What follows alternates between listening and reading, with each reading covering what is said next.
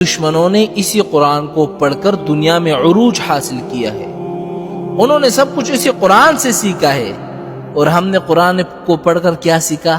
تعویذ لکھنا سیکھا. کس کے سر میں درد ہو رہا ہے، کس کے پیٹ میں درد ہو رہا ہے. دشمنوں نے سب کچھ اسی قرآن سے سیکھا ہے. آپ دیکھیں نا جی، ٹھنڈے دل سے اس بات پہ غور کریں. اللہ کے گھر میں بیٹھے ہو، ٹھنڈے دل سے اس بات پہ غور کرو. میں تو ایک طالب علم ہوں، چھوٹا منہ بڑی بات، لیکن اگر بات کام کی ہو نا، دیوار پر بھی لکھی ہوئی ہو تو اس پر عمل کرنا چاہیے. آپ دیکھیں نا، مثال کے طور پر عیسائی ہے، حضرت عیسیٰ علیہ السلام کو مانتے ہیں. یہودی ہے، موسیٰ علیہ السلام کو مانتے ہیں. تو ان یہودیوں نے موسیٰ علیہ السلام کے زمانے میں کوئی سی ایجادات نہیں کی کہ ہوائی جہاز بنا لیتے، راکٹ بناتے، لانچر بنا لیتے. اس زمانے میں تو انہوں نے کچھ نہیں کیا. پوری تاریخ اٹھا کے دیکھ لے حضرت موسیٰ علیہ السلام کے زمانے کی. اچھا، اسی طرح عیسائیوں کو دیکھ لے، ان کے زمانے میں کوئی انہوں نے ایسی ایجادات نہیں کی. آخر وجہ کیا ہے؟ یہ ساری ایجادات یہودیوں نے اور عیسائیوں نے سب قرآن اترنے کے بعد کی ہے. آخر وجہ کیا ہے؟ انہوں نے قرآن پاک کو سمجھا. انہوں نے کہا ہاں، اس کے اندر تو بڑے بڑے حکمتیں ہیں، بڑے بڑے راز ہیں، بڑے بڑے علم چھپے ہوئے ہیں. اور ہم نے ان آیاتوں کو پڑھا ہے کہ جی الم تر کیف فعل ربک باصحاب الفیل، کہ ہاتھیوں کا بادشاہ ہے، اللہ نے اس پر پتھر برسائے. ہاں ٹھیک ہے، بات تو صحیح ہے، قرآن میں موجود ہے. لیکن انہوں نے کیا سوچا کہ ایسا کون سا پتھر تھا جو ایک پرندہ چونچ میں لے کر آیا اور اوپر سے گرا اور ہاتھی مر گئے.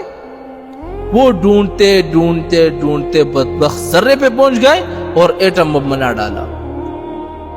ایٹم بم بھی ایک ذرہ ہے نا.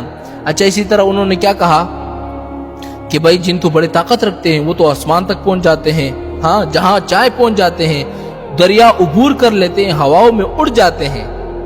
قرآن میں ہے نا کہ جب یہی جن آسمانوں کی طرف آتے ہیں نا، وہاں پر اللہ تعالیٰ نے پیرا لگایا ہوا ہے.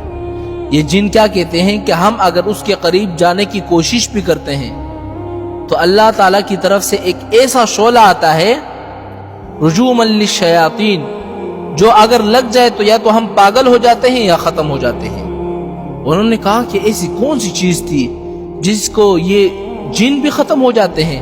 وہ ڈھونڈتے ڈھونڈتے میزائل انہوں نے بنا ڈالے اور ہم لوگ یہاں پر تعویذ لکھ رہے ہیں. انہوں نے تحقیق کی، ریسرچ کی، محنت کی. اللہ کو تو انسان ہے نا، چاہے مسلمان ہو، کافر ہو، ہندو ہو، سکھ ہو، انسان ہے نا. وہ تو کوتا یا گھوڑا تو نہیں ہے. انسان اگر کام کرے گا، محنت کرے گا تو اس کو دنیا میں بدلہ ملے گا. چاہے جو بھی ہو، مومن ہو تو اس کو دنیا اور آخرت دونوں میں ملے گا.